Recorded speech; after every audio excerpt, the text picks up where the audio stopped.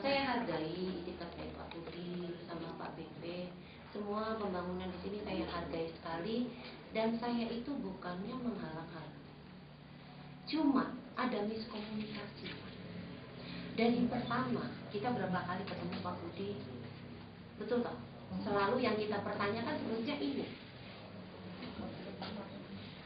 Dan waktu itu pun Bapak berjanji 2 minggu lagi dari pertemuan kita. Betul tak Pak? Nah, jadi begini loh Pak. Oke, nanti kami minta kopinya, kami mau lihat, dan mungkin nanti kami bisa kerjasama dengan orang Bapak. Kalau seandainya dari pertama, dari bapak-bapak semua ini kasih kami, nggak timbul masalah di sini Pak. Dan kedua, saya mau tanya juga Pak, kalau memang ini perencanaan itu sudah jauh-jauh hari, adakah studi bandingnya, amdalnya, dan toh itu pasti ada tim yang turun untuk mengecek ke lapangan. Tidak mungkin kalau misalkan laporan ke Jakarta atau ke PU, oh itu clean and clear, BP Batam mengeluarkan pernyataan. Itu kita nggak bisa dengar begitu aja. Kita harus turun lihat kondisinya bagaimana.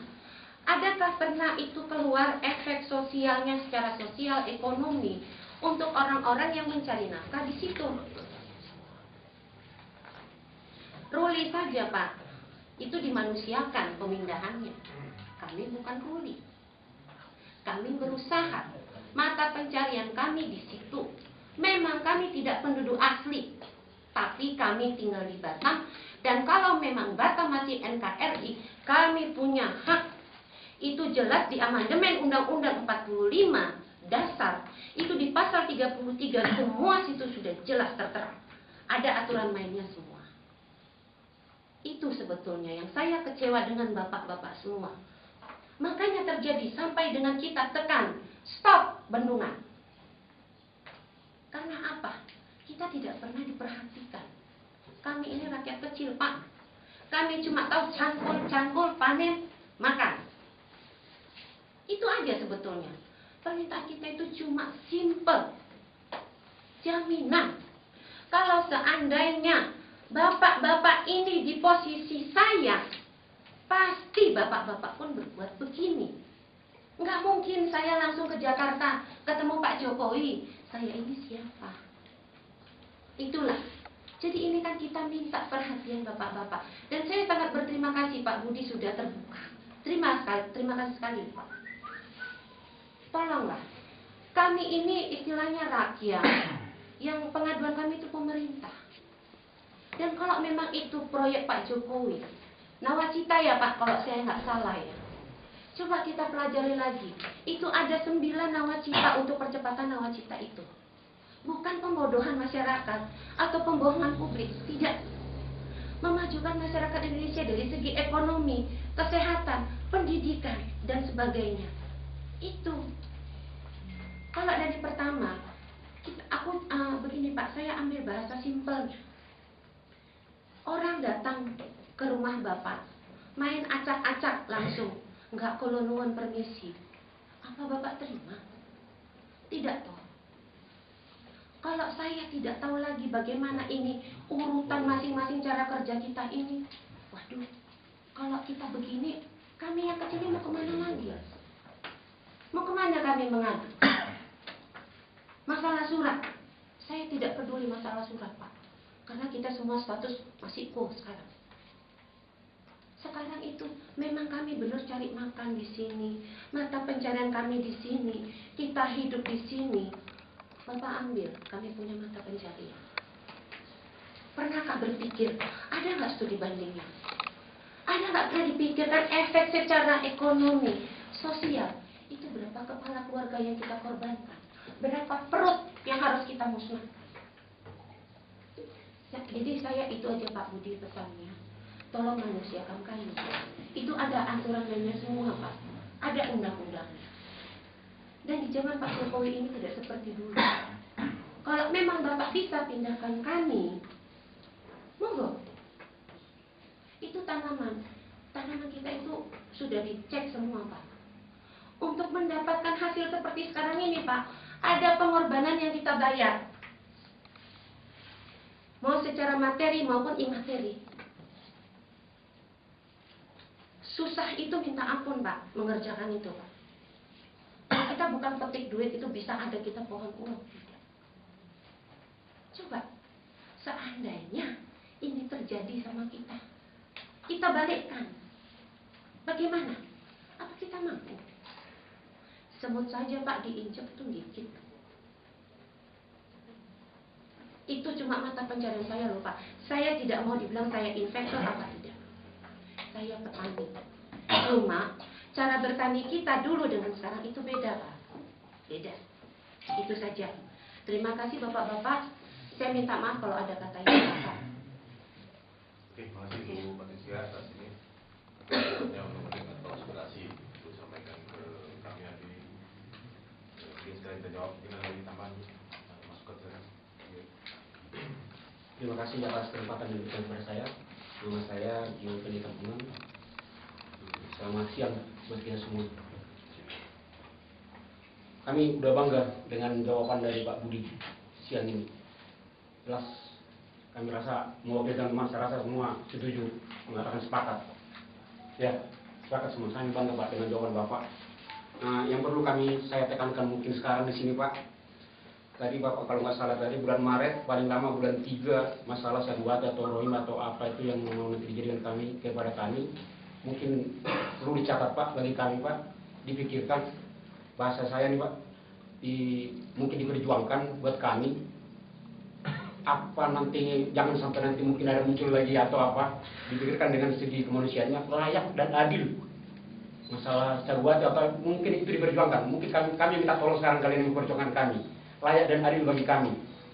Artinya mungkin kayak kami yang 1 hektar mungkin habis seperti saya sendiri untuk buka lahan itu minimal untuk alat berat habis sekitar 10 sampai 15 juta untuk 1 hektarnya buka alatnya untuk buka ini semua saya yakin tahu orang di kalangan ini pasti tahu. Mungkin di situ Pak nanti di segi situ mungkin layak dan adil dipikirkan buat kami. Itu satu. Terus yang kedua, kalau nggak salah tadi kami bangga dari Bapak penjelasan paling lama April bulan 3 pembayaran. Minggu ketiga, April minggu ketiga pembayaran. Jadi jangan kami Pak sempat istilahnya senang, udah bangga dengan hari ini, nanti tiba hari hanya itu meol-meol lagi, mundur-mundur lagi. Kami minta istilahnya walaupun tahun depan sebenarnya dibayar, kami setuju Pak. Yang penting ditepati dan disepakati. Gitu. Nah, Bapak sekarang udah bilang tadi April bulan ketiga, April minggu ketiga, kami akan tunggu di April bulan minggu ketiga itu. Terima kasih Pak. Terima kasih Pak Gio atas penyampaian keinginan atau ini sih Pak, untuk saya sambung dari Pak Tambunan sendiri itu hampir sama. Ya. Itu masalah tanaman.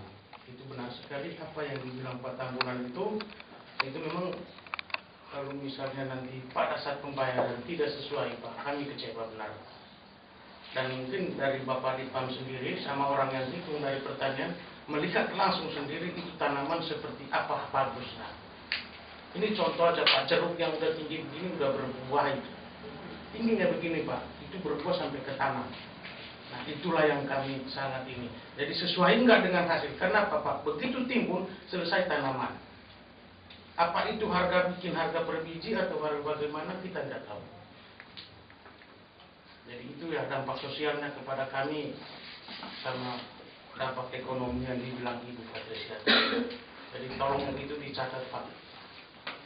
Oke, terima kasih. Oke, makasih Pak.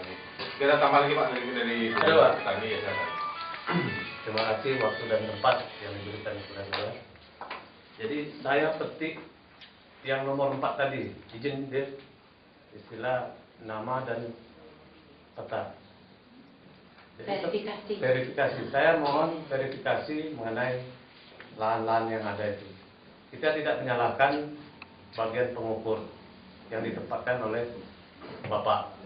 Cuman karena di sini terlibat dengan orang-orang kita sendiri dan seperti mantan RW itu ada timnya. Jadi istilahnya itu dan yang mereka bisa masukkan nama-nama itu, jadi belum ada kata sepakat dari kelurahan. Jadi saya mohon data yang masuk itu jangan dibilang konkret dulu. Oke, gitu. Jadi istilahnya banyak lahan titipan itu kan. Oke Mas. Oke, Jadi nanti itu Pak Lurah yang punya tugas. Verifikasi Pak Lurah sendiri lah. Verifikasi nanti kita Siap, Pak siap, Lurah. siap. Ya. Pokoknya Jadi, kalau itu saya siap. Banyak lahan-lahan titipan ini, Pak. Iyalah, ini enggak semua. Itu tugas kami. Karena yang hadir cuma ini aja dan ya. yang lain itu ibarat separuh warga. Jelas kalau masyarakat Cijantung 99% mendukung dengan adanya proyek dam ini. Karena menyangkut hajat orang banyak. Tapi yang kita sayangkan itu dan kenapa tim ukur ini yang dari kampung kita sendiri merasa menjadi penguasa, bisa menempatkan nama-nama orang di situ dan.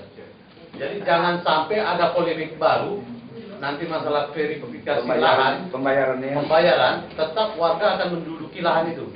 Paham kita. Jadi jangan ada setelah Tumpang tindih. penuntut yang lain. Iya, jadi saya mohon acuan yang sudah ada itu diverifikasi kembali. Kita pelajari ini. Iya, saya mohon dari Pak Lurah sama Ya nanti Kapolsek Pak mendampingi. Itu Pak Budi jangan. Bacakan dulu Pak. Aspirasi. Oke, makasih Pak Mus. Ada lagi mungkin yang perlu disampaikan Pak. Silakan biar sekalian dijawab. Ya. Cukup lah 3 orang Pak kalau. Satu lagi terakhir Pak ya. Baik. Terakhir nih. Terima kasih atas waktu dan kesempatan yang diberikan dan terima kasih juga kepada Pak Kapolsek yang menyediakan tempat bagi kita untuk berjumpa. Terima kasih kepada Pak Budi, sebagai Sekretariat Kam dan juga Pak Lurah dan juga dari Camat maupun dari Koramil. Saya mohon maaf pertama kepada Pak Budi karena mungkin kemarin itu ketika saya telepon kok ini ada yang baru muncul gitu ya. Nah, jadi memang selama ini sebenarnya saya ada, cuma karena ada tugas luar dari gereja, sehingga saya selalu terwakilkan keponakan saya.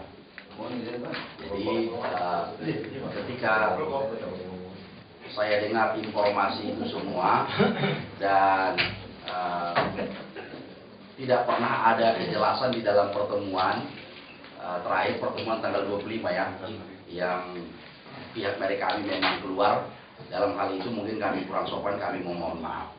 Kami minta maaf dalam hal itu karena terbawa emosi. Ya. Jadi dari segi apa yang saya SMS-kan kepada Pak Budi, kami sudah mendengarkan jawabannya dengan jelas. Cuman tidak cukup kami dengar. Alangkah baiknya kalau itu juga surat semua yang kami minta itu diberikan kepada kami nanti Pak, supaya kami juga bisa mempelajari dan melihat karena ini eranya era transparan kan, era keterbukaan. Jadi supaya kami juga bisa mempelajari dan melihat seperti yang dikatakan Pak Marpaung tadi, supaya nanti kalau ada genangan-genangan kami juga bisa melihat dan bisa kami koordinasi dengan beliau, sehingga kita tidak pernah ada kesalahpahaman. Dan yang berikut masalah sagu hati dan juga masalah ganti rugi. Jadi selama ada kurang lebih kami di situ ada yang 10 tahun bahkan ada yang di atas 10 tahun menggantungkan hidupnya dari sana. Jadi ini kita berbicara kepada hati nurani daripada pemerintah. Kalau selama 10 tahun dan bahkan lebih daripada 10 tahun kita udah menggantungkan hidup dari sana, setelah ini nanti kami kemana? Saya 13 tahun. Iya Pak. Kan saya bilang di atas 10. Ya. Kami kemana? Ya, inilah yang harus dipikirkan oleh pemerintah. Dan saya yakin dan saya juga melihat bahwa ketika Pak Jokowi jadi gubernur di Jakarta, ketika dia menggusur pinggiran kali itu, dia tidak menyengsarakan rakyat. Ya. Dia membayar sesuai dengan apa yang ada.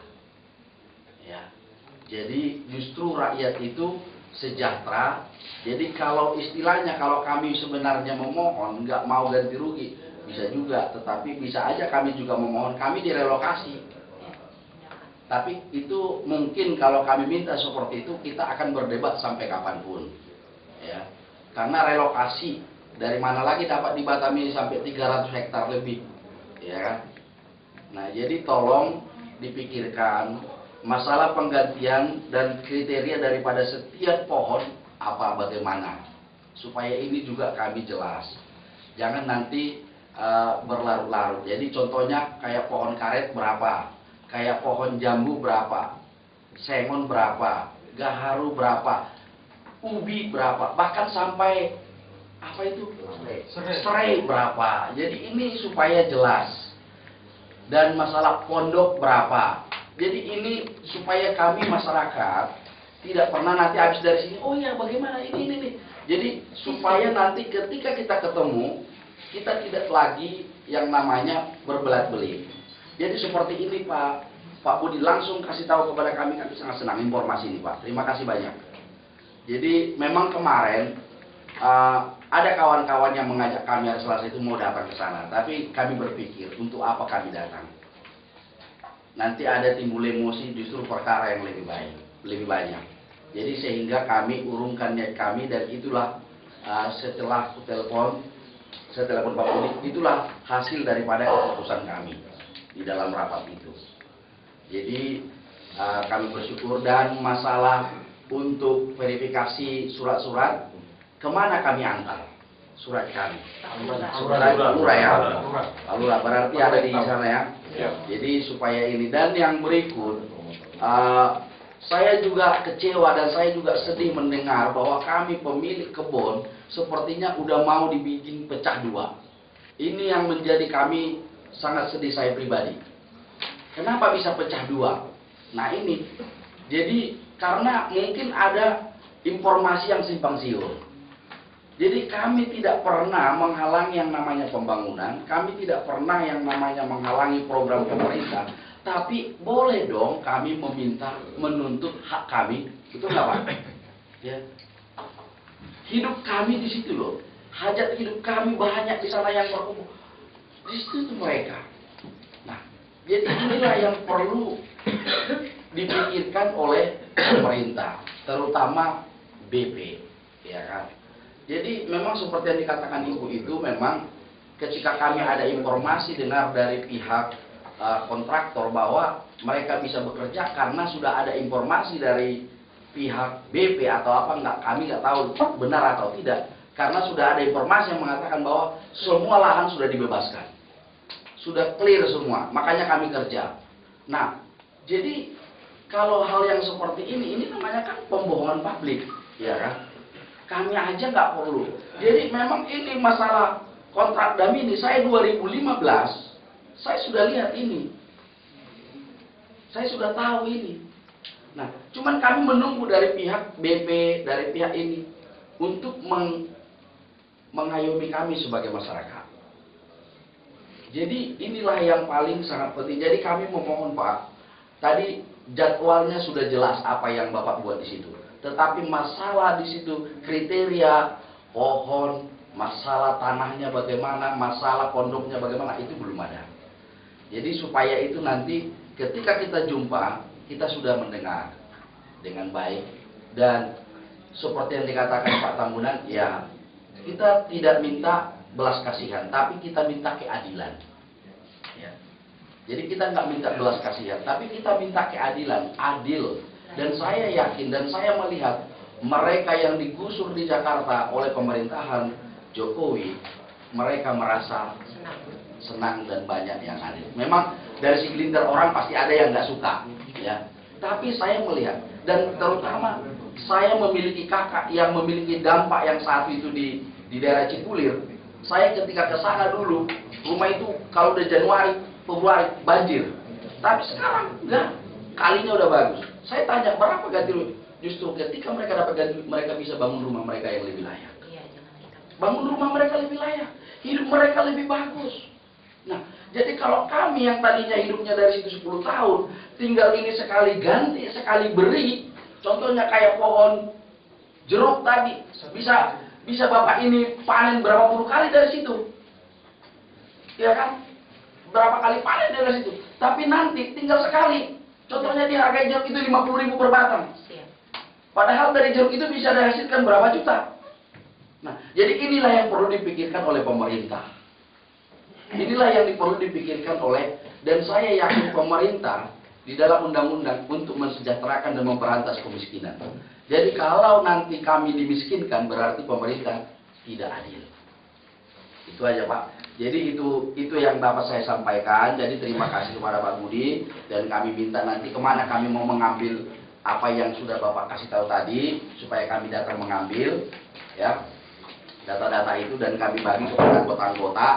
Karena kalau cuma Pak Tambunan nanti yang dapat, contohnya istilahnya kami bisa curigai dia. Iya, betul. Nah, kami bisa curigai dia. Jangan-jangan main mata, ya kan? Nah, jadi ketika nanti itu diberikan, kami mungkin 2 atau 3 orang datang ke sana mengambil. Kalau 2-3 orang kan pasti udah bisa ke ini. Jadi itulah yang dapat kami sampaikan. Terima kasih kepada Pak Kapolsek yang telah menyediakan tempat, bahkan kami dikasih minum Pak. Ya, dan juga kepada Pak Budi dan juga Pak Lurah dan juga seluruh dan dari rumah rakyat juga. Jadi terima kasih, dan saya juga sebenarnya udah banyak konsultasi juga ini masalah ini di luar sana, sehingga kami juga kami ingin ada suatu pembangunan di Kepri maju lah bersama. Ya. Jadi terima kasih. Kalau mungkin masih ada dari masyarakat, terima kasih. Bertiga dulu. Nah, mungkin ini Pak, ingat waktu